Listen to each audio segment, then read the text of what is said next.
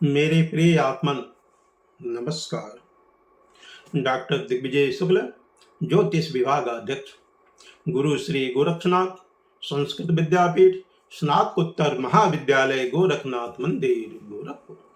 शिवाज्ञा ज्योतिष समाधान चैनल पर स्वागत है। बंधु, आज हम श्री शरद पूर्णिमा एवं महर्षि वाल्मीकि जयंती के विषय में चर्चा करने जा रहे हैं। क्यों नाम पड़ा वाल्मीकि और इनके गुरु कौन थे, इसके विषय में प्रकाश डालने जा रहे हैं। बंधुओं, इस बार आश्विन मास शुक्ल पक्ष पूर्णिमा तिथि 17 अक्टूबर 2024 को गुरुवार दिन एवं रेवती नक्षत्र में महर्षि वाल्मीकि जयंती विशेष धूमधाम के साथ मनाई जाएगी। इस तिथि को उड़ीसा में कुमार पूर्णिमा के नाम से जाना जाता है। इस तिथि के दिन महर्षि पराशर जयंती एवं श्रीमती मीराबाई जयंती, सायंकाल प्रदोष में अन्नाभिषेक कार्य दक्षिण भारत में किया जाएगा। रात्रि के समय 10 बजे तुला राशि की सूर्य हो रहे हैं। बंधुओं, आज के दिन ही सप्तपुरियों में स्नान करके गौ, स्वर्ण, वस्त्र, तिल, दीपक एवं दक्षिणा दान करने का विशेष महत्व बताया गया है। याई जय योग, सर्वार्थ सिद्धि योग और भगवान भुवन भास्कर उत्तर गोल से दक्षिण गोल में रात्रि के समय 10 बजे प्रवेश करेंगे। यह तिथि अनेक प्रकार के सुफल योग एवं दुर्लभ संयोग उत्पन्न करता है। बंधुओं, महर्षि वाल्मीकि को आदि कवि, ब्रह्मर्षि एवं योग ऋषि आदि के नाम से जाना जाता है।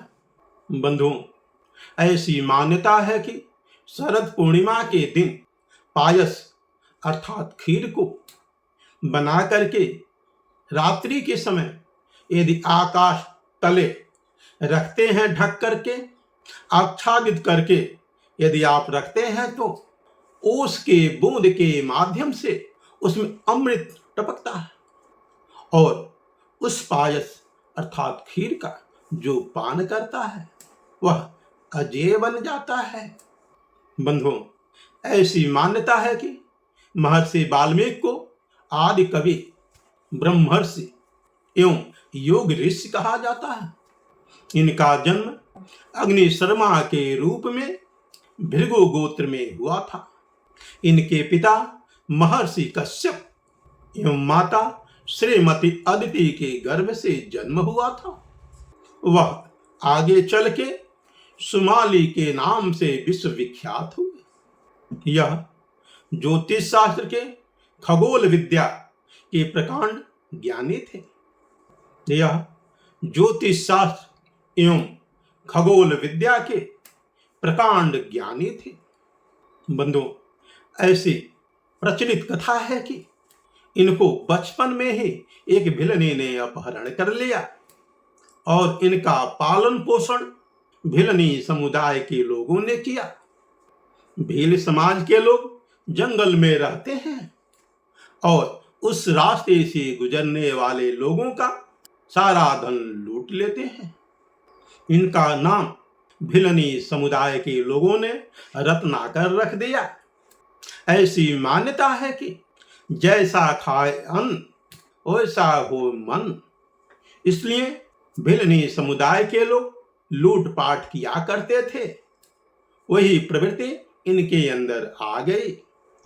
एक बार की बात है, देवर्षि नारद जी उसी रास्ते से गुजर रहे थे तो रत्नाकर ने कहा, देवर्षि, सारा सामान मुझे दे दो। फिर देवर्षि ने कहा, यह जो पाप तुम कर रहे हो, इस पाप के भागी क्या तुम और तुम्हारे परिवार के लोग बनेंगे? इसलिए घर जाकर के अपने स्वजनों से पूछ लेते। रत्नाकर ने जा करके घर पूछा तो सभी लोगों ने मना कर दिया। तब से देवर्षि नारद से प्रेरित होकर उन्होंने तपस्या करना शुरू कर दिया। देवर्षि ने तारक मंत्र दिया। राम अर्थात इनको राम शब्द उच्चारण करने में भी कठिनाई हो रही थी। उनका कार्य हमेशा मारो, पीटो, काटो, छीनो ऐसा ही रहा। इसलिए वह मरा मरा शब्द का उच्चारण करते थे। बंधुओं, यदि आप मरा मरा शब्द को उलट देते हैं तो राम शब्द बन जाता है। इसलिए एक कवि ने सत्य ही कहा है कि उल्टा नाम जगत जग जाना, वाल्मीकि भय ब्रह्म समाना। इसलिए देवर्षि नारद इनके गुरु कहे जाते हैं। बंधुओं, इनका नाम वाल्मीकि क्यों पड़ा? तपस्या करने से इनके शरीर में दीमक लग गए थे। इसलिए साधना पूरी होने पर दीमक को हटाया गया। दीमक के मिट्टी को वाल्मीकि कहा जाता है। इसलिए इनका नाम वाल्मीकि पड़ा। बंधुओं, इसलिए ऐसा कहा जाता है कि जाति पाति पूछे नहीं कोई, हरि के भजे सो हरि के होई। इससे ज्ञात होता है कि आपके अच्छे कर्म अच्छे पद को प्राप्त कराते हैं और आपके बुरे कर्म विनाश के द्वार की तरफ ले जाते हैं। बंधुओं, ऐसा कहा गया है कि बहुत सी युक्तियां चरितार्थ होती हैं। न मानो तो कर देखो, रावण कंस का घर देखो। जिसने जिसने बुरा किया है, जाकर उसका घर देखो।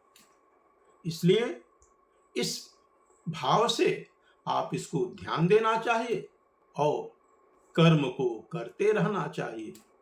ओम।